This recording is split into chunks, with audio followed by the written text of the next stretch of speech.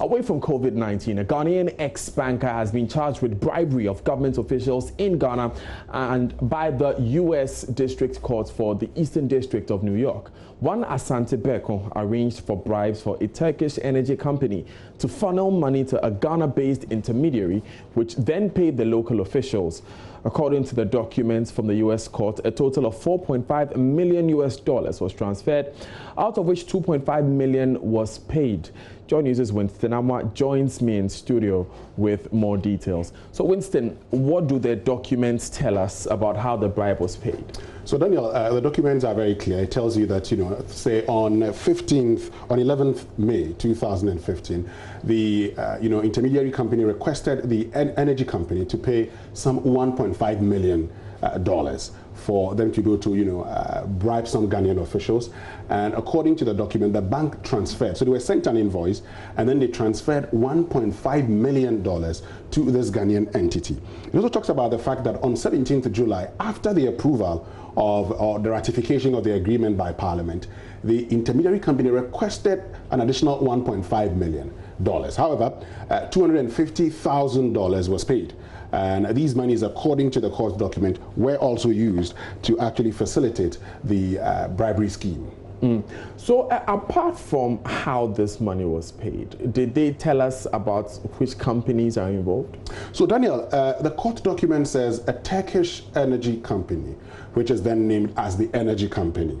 Now, it doesn't mention names, but if you look at the document, it says on 17th July 2015, Ghana's parliament ratified the power purchase agreement. So it's important you go to the Hansard, that's the official documents of parliament.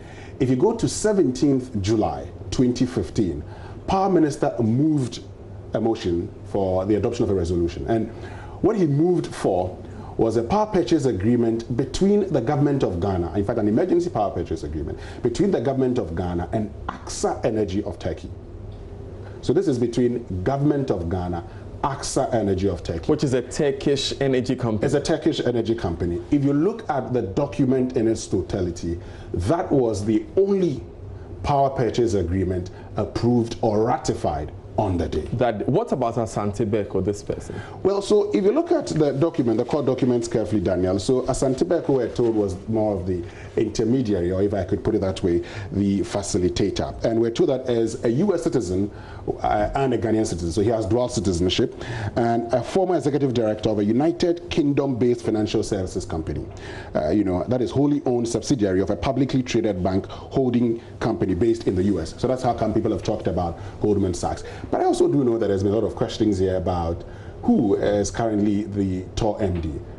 It's same name, but if you look at the TOR website, it talks about something, and over here we're not making any assumptions here. We're just looking at the names that you can see there. So it talks about, when on the 20th of January, when TOR actually appointed Asante Beko as MD. It says the board of directors of the Tema Oil Refinery has appointed a 46-year-old Asante Beko as a new managing director and chair of the executive management team of the refinery. It says Mr. Asante Beko succeeds Isaac Ose, who served between 2017 to 2019. And does it say there that he worked for Goldman Sachs? So it says here, the penultimate paragraph says, Mr. Beko's professional life has seen him occupy various executive positions and performs vital structuring and restructuring roles in globally recognized organizations such as Goldman Sachs, Credit Suisse, Ernst & Young.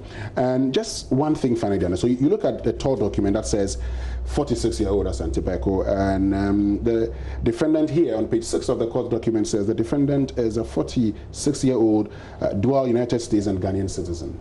Okay, interesting similarities there. Thank you very much, Mr. Amwa, for bringing us those details.